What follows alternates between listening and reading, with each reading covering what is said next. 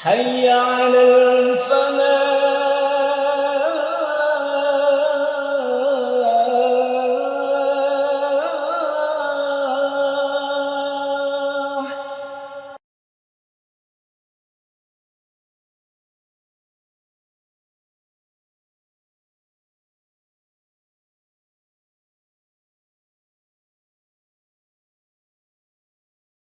بسم الله الرحمن الرحيم. الحمد لله، تحيتهم بتحية الإسلام، تحية مباركة عند الله. السلام عليكم ورحمة الله وبركاته. إن الحمد لله نحمده ونستعينه ونستهديه ونستغفره ونتوب إليه من شرور أنفسنا ومن سيئات أعمالنا. من يهده الله فلا مضل له ومن يضلله فلا هادي له. أشهد أن لا إله إلا الله وحده لا شريك له، وأشهد أن محمدا عبده ورسوله وحبيبه وخليله، صلوات ربي وسلامه وبركته عليه وعلى آله وأصحابه إلى يوم يبعثون، يوم لا ينفع مال ولا بنون إلا من أتى الله بقلب سليم. Jamaah salat maghrib Masjid Al-Falah yang dimuliakan Allah Subhanahu wa taala, mari kita tidak bosan-bosannya agar senantiasa membasahi lisan kita dengan berzikir kepada Allah Subhanahu wa taala, mengucapkan kalimat-kalimat thayyibah. Dalam hal ini adalah bersyukur kepada Allah Subhanahu wa taala dengan mengucapkan alhamdulillahi rabbil alamin. Salawat dan salam kepada Nabiullah Muhammad sallallahu alaihi wasallam.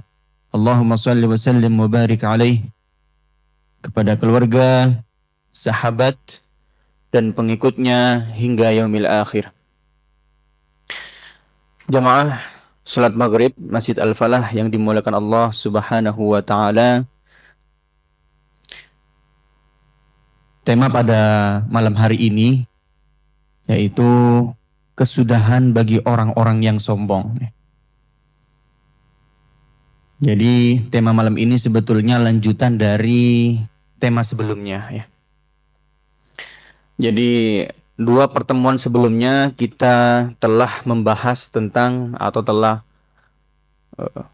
memperhatikan bersama ya, mengkaji bersama bagaimana kisahnya Nabi Musa alaihi salatu wassalam ya, ketika berdakwah kepada Fir'aun dan para pasukannya ya. Dan pada malam hari ini ya, berarti di pertemuan ketiga yang menceritakan tentang kisahnya Nabi Musa alaihi salatu wassalam ya. Dan kisah ini adalah kisah penutup ya dari episode yang pertama. Jadi Nabi Musa itu di dalam Al-Quran, kalau kita kumpulkan kisahnya, itu terdiri dari dua episode. Episode yang pertama adalah episode Nabi Musa berdakwah kepada Fir'aun. Kemudian episode yang kedua adalah Nabi Musa berdakwah kepada kaumnya sendiri, yaitu Bani Israel. Dan malam ini ya adalah detik-detik terakhir episode yang pertama ya. Jadi di pertemuan sebelumnya sudah kita sampaikan ya, sudah kita dengarkan bersama bagaimana Nabi Musa alaihi salatu wassalam itu pada yaumuz zinah, bukan yaumuz zina, yaumuz zinah ya. Itu jangan diartikan sebagai hari maksiat ya, tapi di yaumuz zinah itu di dalam surat Thaha Allah berfirman ya, ayat yang ke-59, surat Thaha ayat ke-59. Qala maw'idukum yaumuz zinati wa ayyuhsyaran nasu duha. Dan dia Musa berkata, perjanjian waktu untuk pertemuan kami dengan kamu itu ialah pada hari raya, dan hendaklah orang-orang dikumpulkan pada pagi hari. Ya, jadi yaumuz zinah itu kalau kata para ulama ya adalah jadi zina itu perhiasan ya. Banyak sekali apa namanya makna yang terkandung di dalam kalimat zina ya. Salah satunya kalau kita perhatikan di dalam hadis Nabi Shallallahu Alaihi Wasallam, zayyinul Qur'ana bi aswatikum, hiasilah Al-Quran itu dengan suara indah kalian. Jadi zina di sini bukan diartikan sebagai maksiat, ya, tetapi zina perhiasan. Apa maksudnya? Ya, hari perhiasan itu. Ternyata di zamannya Nabi Musa ya, dan di zamannya Fir'aun itu ada juga hari raya ya, seperti yang kita lakukan setiap tahunnya. Ya. Jadi yaumuz zinah itu orang-orang eh, menampakkan perhiasannya, memakai pakaian terbaiknya, ya, dan semuanya berkumpul bersenang ria, ya. Dan ada juga riwayat lain menjelaskan bahwa yaumuz zinah itu hari di mana eh, Fir'aun itu mengumpulkan seluruh kaumnya, ya, mengumpulkan seluruh kaumnya dan mentakkid atau menguatkan bahwa Fir'aun itu harus diakui sebagai Tuhan, Tuhan yang paling tinggi. Yaumuz zinah ya. Jadi hari ini adalah disebut sebagai Yaumul Ihtifal, hari untuk bersukacita. Ya. Hari Aid, Yaumul Aid, ya, bisa juga diartikan sebagai Yaumul Aid. Jadi zinah itu bisa diartikan sebagai Yaumul Aid atau Yaumul Ihtifal. Ya, ihtifal itu kalau bahasa sepak bolanya itu selebrasi. Jadi ihtifal itu adalah selebrasi atau mengungkapkan rasa kegembiraannya. Terkadang di yaumuz zinah itu juga Fir'aun mengabulkan seluruh permintaan kaumnya satu persatu. Apa yang kamu inginkan? Jadi Fir'aun juga mengeluarkan seluruh hartanya yang ada di dalam kerajaan, kemudian memperlihatkannya kepada seluruh kaumnya. Dan ketika salah satu kaumnya atau sebagian banyak dari kaumnya itu meminta, maka Firaun memberikannya. Nah, itu yang disebut dengan yaumuz zinah di dalam surat Thaha ayat yang ke-59 ya. Apa juga yang terjadi pada yaumuz zinah ini? Yaitu ketika Nabi Musa alaihi salatu wassalam ditantang oleh Firaun untuk menunjukkan kemu'jizatannya yang telah Allah berikan kepada Nabi Musa, maka Nabi Musa meminta kepada Fir'aun, saya akan datang memenuhi tantanganmu itu ketika yaumuz zinah, ketika semua orang datang. Mengapa demikian? Agar orang-orang itu banyak yang tahu bahwa siapakah yang paling benar di situ. Singkat cerita ya, dan ini juga sudah kita sampaikan ya sebelumnya, bahwa yang menang adalah Nabi Musa alaihi salatu wassalam. Ya, seluruh penyihir yang didatangkan oleh Fir'aun laknatullah alaih, ya, yang jumlahnya dalam sebuah riwayat ini terjadi perbedaan 10.000 penyihir yang didatangkan oleh Fir'aun untuk melawan Nabi Musa. Apa kata penyihir? Salah satu penyihir mengatakan, mana yang akan kami lawan, katanya. Itu Musa dan Harun. Dua orang itu saja, katanya. Kira-kira begitu. Untuk apa engkau datangkan sebanyak ini hanya untuk melawan dua orang ini? Ya, jadi seakan-akan para penyihir yang Fir'aun datangkan itu meremehkan adanya Nabi Musa alaihi salatu wassalam dan saudaranya Harun. Ya. Kemudian setelah terjadi perseteruan yang sangat menegangkan, maka dimenangkanlah oleh Nabi Musa alaihi salatu wassalam. Dan ketika Nabi Musa alaihi salatu wassalam memenangkan pertandingan itu, maka Fir'aun laknatullah alaih pun tetap dalam kekufurannya, tidak mau beriman, meskipun Nabi Musa alaihi salatu wassalam menampakkan mukjizatnya yang telah Allah berikan kepada beliau. Apa itu mukjizatnya yang ditampakkan oleh Nabi Musa alaihi salatu wassalam? Ya, menjadikan tongkat sebagai menjadi ular ya, dari benda mati menjadi benda hidup ya. Jadi di zamannya Fir'aun itu hal yang sangat diagung-agungkan itu adalah merubah benda mati menjadi benda hidup. Sehingga oleh Allah Subhanahu wa taala Nabi Musa alaihi salatu wasalam diberi mukjizat sebagaimana yang hal terjadi yang sangat diagung-agungkan. Contohnya kalau kita bawa ini dengan konteks yang berbeda, misalkan Nabi Muhammad ya, mukjizat yang Nabi Muhammad terima dari Allah adalah Al-Qur'an ya. Kita tahu bahwa Al-Qur'an itu susunan katanya sangat luar biasa sekali. Baik dari susunan katanya, maknanya ya. Apa yang terjadi pada waktu itu? Orang-orang sangat mengagungkan syair. Sehingga Allah Subhanahu wa taala memberikan mukjizat terbesarnya Nabi Muhammad, Al-Qur'an, untuk mengalahkan syair-syair pada waktu itu. Nabi Isa pun juga begitu. Nabi Isa ya, diberikan mukjizat oleh Allah Subhanahu wa taala ya. Salah satunya adalah menghidupkan orang yang mati, mampu menyembuhkan berbagai macam penyakit. Kenapa? Karena pada waktu itu hal yang sangat diagung-agungkan adalah tentang pengobatan. Ya. Sehingga untuk mengalahkan semua apa yang dimiliki oleh manusia pada waktu itu. Dan agar orang-orang juga tahu bahwa mukjizat ini bukan dari manusia. Nabi Nuh juga begitu. Ya. Nabi Nuh mukjizatnya apa? Kapal besar. Ya. Untuk menyelamatkan Nabi Nuh sendiri dan para pengikutnya dari banjir yang sangat besar. Ya.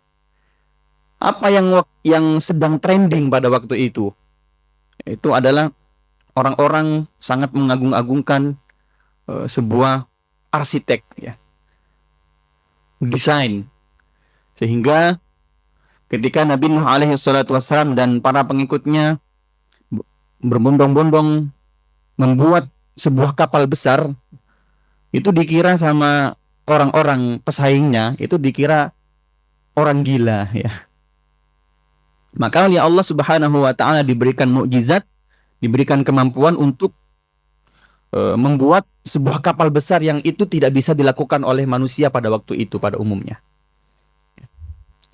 Maka mukjizat itu kalau kita maknanya secara bahasa itu adalah khariqul 'adah, khariqun minal 'adah. Di luar kebiasaan manusia.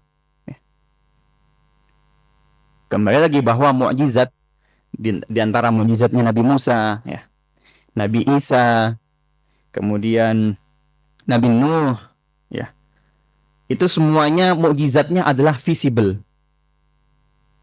mukjizat yang bisa dilihat oleh mata, dan yang mampu merasakan hanya orang pada waktu itu saja. Dan kita tidak bisa menyaksikan mukjizat ketiga Nabi ini, Nabi Isa, Nabi Musa, Nabi Nuh, ya. Karena itu mukjizatnya berupa visible, visual. Ya. Kemudian, ya, Nabi Muhammad SAW diberikan mukjizat berupa Al-Quran.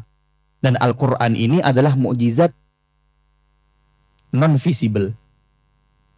Sehingga ketika Nabi Muhammad SAW meninggal, jauh setelah itu sampai sekarang kita bisa menyaksikan dan bisa merasakan adanya Al-Quran. Itulah mukjizat terbesarnya Nabi Muhammad SAW. Ya. Jadi kembali lagi kepada kisahnya Nabi Musa alaihi salatu wassalam, ya. Ketika Nabi Musa memenangkan pertandingan dan kembali kepada kaumnya, dan Fir'aun itu tetap dalam kekufurannya, tidak mau beriman kepada Allah dan tidak mau beriman kepada Nabi Musa alaihi salatu wassalam. Nabi Musa alaihi salatu wassalam berdakwah kepada Fir'aun selama 10 tahun. 10 tahun lamanya. Ya. Maka atas penolakan itu, ya, atas penolakan terhadap apa yang dibawa oleh Nabi Musa alaihi salatu wassalam, Fir'aun, ya, dan bersama kaumnya diberikan cobaan oleh Allah Subhanahu wa taala, diberikan azab, ya. Banyak sekali azab yang diturunkan oleh Allah Subhanahu wa taala kepada Fir'aun dan para pengikutnya. Salah satunya azab yang paling masyhur adalah musim kemarau yang berkepanjangan dan kelaparan. Kejadian ini berlangsung selama, ada yang mengatakan 1 tahun, ada yang mengatakan 2 tahun. Jadi atas kekufuran Fir'aun dan pengikutnya itu terhadap Nabi Musa alaihi salatu wasalam, Allah Subhanahu wa taala diberikan azab berupa kemarau berkepanjangan. Allah menimpakan musim paceklik, kekeringan yang sangat panjang yang menyebabkan kegagalan panen. Tumbuh-tumbuhan tidak ada yang mau tumbuh. Gandum pun tidak mereka miliki karena tumbuh-tumbuhan yang mereka miliki itu kering. Buah-buahan pun begitu. Hewan ternak pun susunya tidak mengeluarkan, bahkan tidak sedikit yang mati bergeletakan. Allah berfirman di dalam surat Al-A'raf ayat yang ke-130. Wa laqad akhadna ala fir'auna bis-sinina wa naqasim minats thamarati la'allahum yadhakkarun. Dan sungguh kami telah menghukum Fir'aun dan kaumnya dengan mendatangkan musim kemarau bertahun-tahun dan kekurangan buah-buahan agar mereka mengambil pelajaran. Apakah kemudian nanti Fir'aun bisa mengambil pelajaran dari kejadian yang telah dialami? Jamaah sekalian rahimani wa rahimakumullah. Segala macam cara telah Fir'aun lakukan. Baik itu memberikan tumbal, kalau bahasa sekarang itu melempar bunga 7 rupa, datang ke sana, datang ke sini. Dan usaha itu tidak mendapatkan hasil. Yang namanya Sungai Nil itu kalau kata para peneliti itu sungai terpanjang di dunia ya. Karena sungai ini mengairi kurang lebih 7 atau 12 negara. Itu Sungai Nil yang sebesar itu sampai kering. Ya. Dan kita tahu bahwa air itu adalah sirrul hayah. Adalah rahasia kehidupan manusia. Kita juga kalau tidak ada air ya kekeringan juga ya, tidak bisa hidup. Manusia mungkin bisa bertahan tanpa makan. Dan itu hanya mungkin bisa bertahan 7 hari. Tapi kalau manusia tanpa air 3-4 hari sudah wassalam.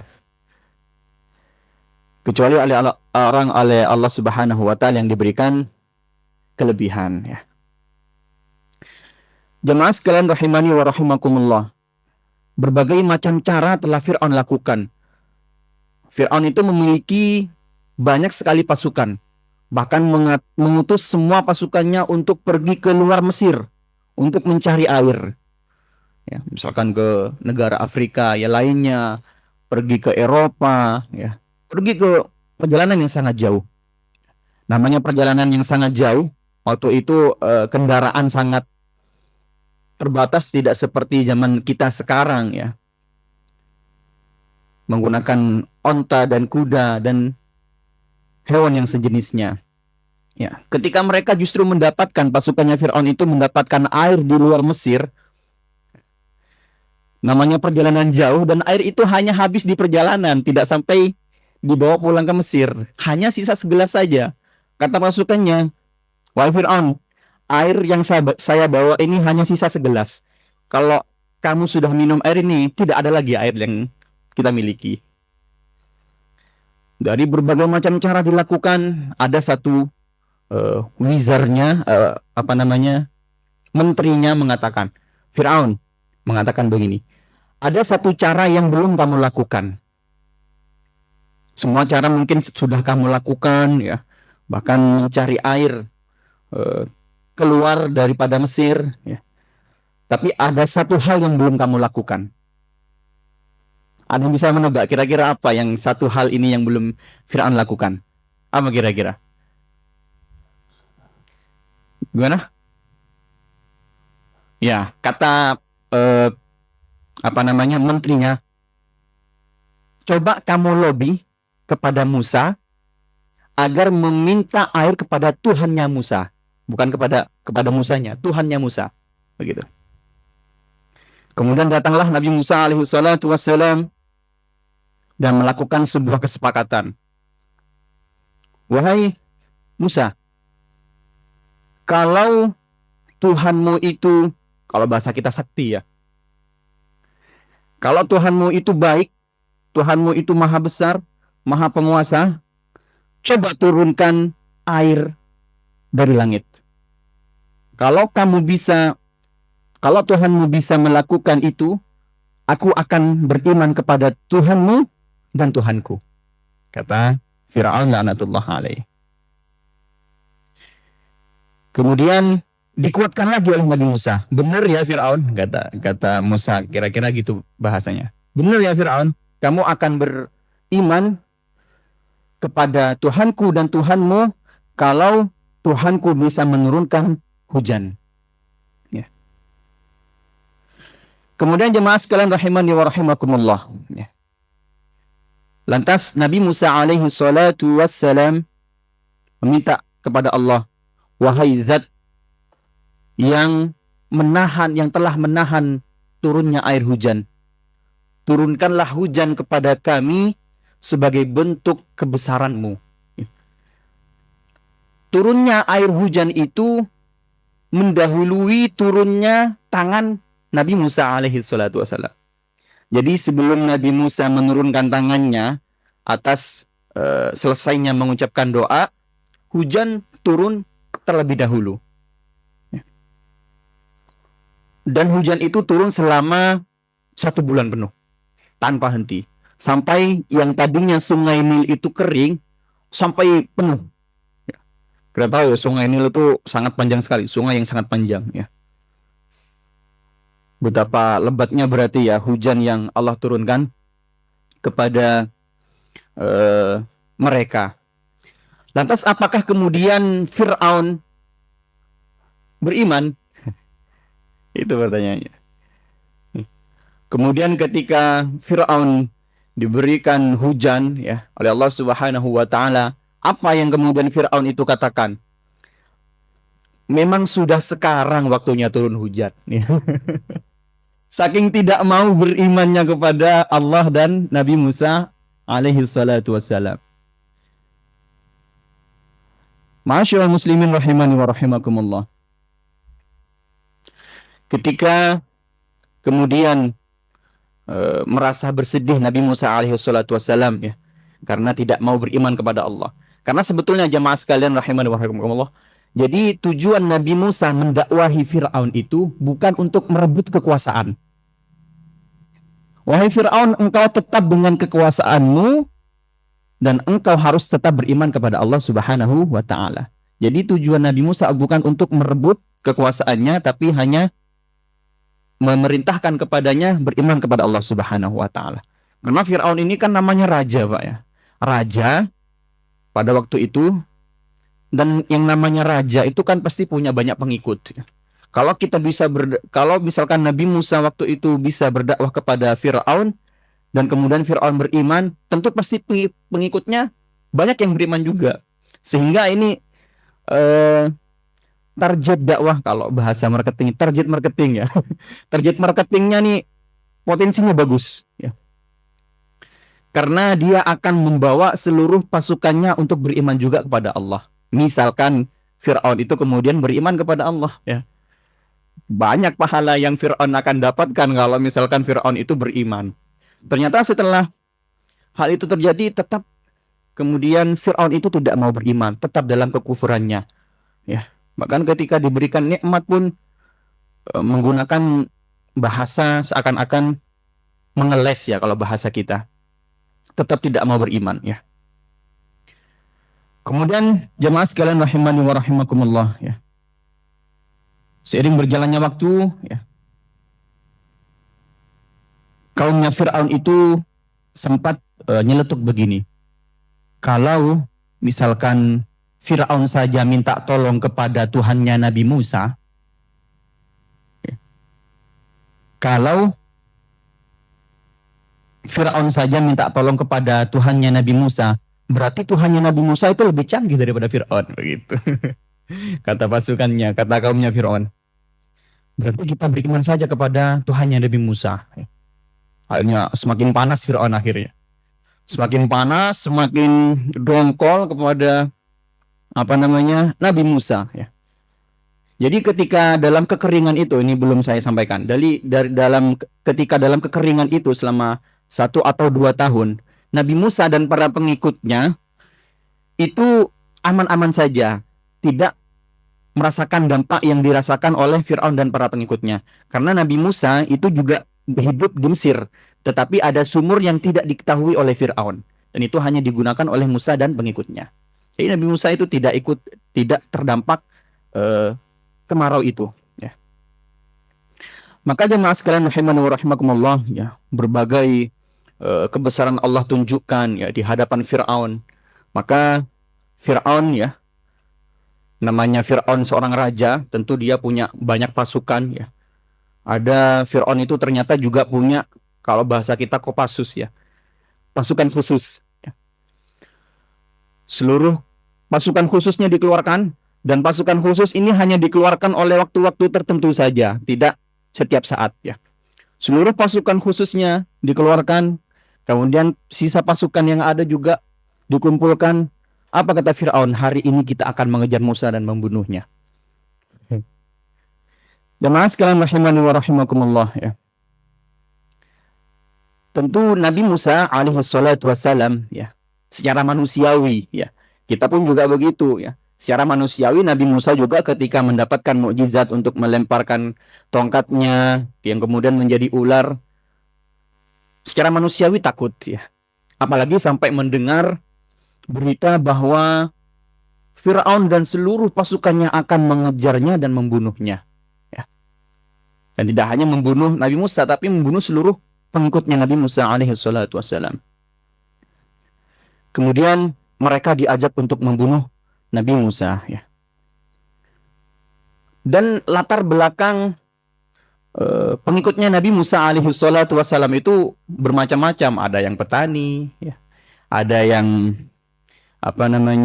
tukang cangkul, ya. Ada yang pengembala kambing. Sehingga ketika mereka lari dari kejaran tentara Fir'aun itu, ada yang masih bawa cangkulnya, ada yang masih bawa alat masaknya, ada yang masih bawa kambing, ada yang masih bawa kayunya, ya. Bayangkan, ya, jemaah sekalian rahimani wa rahimakumullah, diriwayatkan bahwa pengikutnya Nabi Musa itu hanya sekitar ratusan saja, dan melawan ribuan, puluhan ribu pasukan Fir'aun, ya, yang bersenjata perang lengkap. Ya, sedangkan pengikutnya Musa hanya bawa sendok, misalkan kalau bahasa kita, cangkul, kayu, kambing, ya. Ini sangat tidak sepadan, jemaah sekalian rahimani wa rahimakumullah, ya. Kemudian Nabi Musa alaihi salatu wassalam lari menuju Laut Merah. Inna lamudrakun, ya, kata pengikutnya Nabi Musa. Maka ketika Allah berfirman di dalam surat Asy-Syu'ara ayat yang ke-61, falamma tara'al jam'ani qala ashabu Musa inna lamudrakun. Maka ketika dua golongan itu saling melihat, ya, saling melihat, jadi Nabi Musa dan pengikutnya ada di depan, kemudian di belakangnya itu sangat berdekatan sehingga sangat bisa dilihat oleh kedua penglihatannya.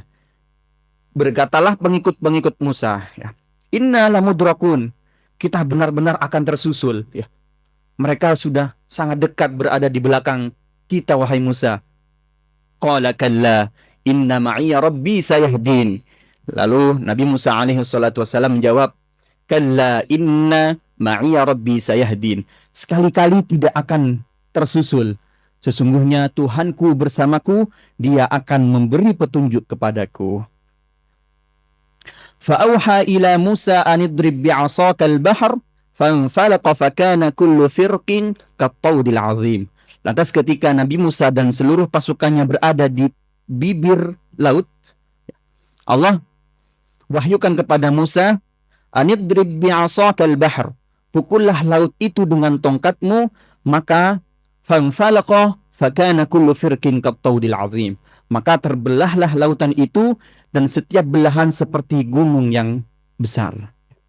Jadi Bani Israel itu ada kurang lebih 12 suku, ya.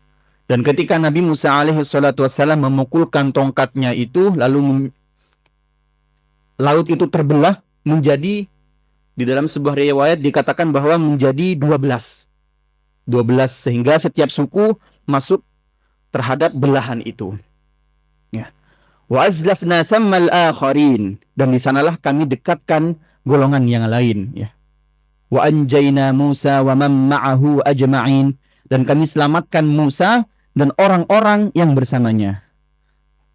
Tsumma aghraqna al-akharin ya, ketika laut itu terbelah ya, belahannya itu sangat tinggi, sangat kokoh seperti tembok yang sangat kokoh ya. Tsumma aghraqna al-akharin, dan kami tenggelamkan golongan yang lain. Inna fi dzalika laayah wa ma kana aktsaruhum mu'minin ya. Sesungguhnya pada yang demikian itu terdapat suatu tanda kekuasaan Allah, tetapi kebanyakan mereka tidak beriman. Jemaah sekalian rahimani wa rahimakumullah ya, ketika kemudian pasukannya Nabi Musa berada di pinggir laut, maka ditenggelamkanlah oleh Allah Subhanahu wa taala seluruh pasukan Firaun, dan hanya Firaun saja yang diselamatkan. Allah berfirman di dalam surat Yunus ayat yang ke-90 ya. Sehingga Firaun itu kemudian diselamatkan oleh Allah Subhanahu wa taala, dan Firaun hampir tenggelam dan dia berkata ya, hatta idza adrakahul gharq qala amantu annahu la ilaha illa alladhi amanat bihi banu Israil wa ana minal muslimin. Jadi sebelum Firaun itu kemudian menghembuskan nafas terakhirnya ya, justru disitulah kemudian Firaun itu mengaku beriman, berserah diri. Apa kata dia?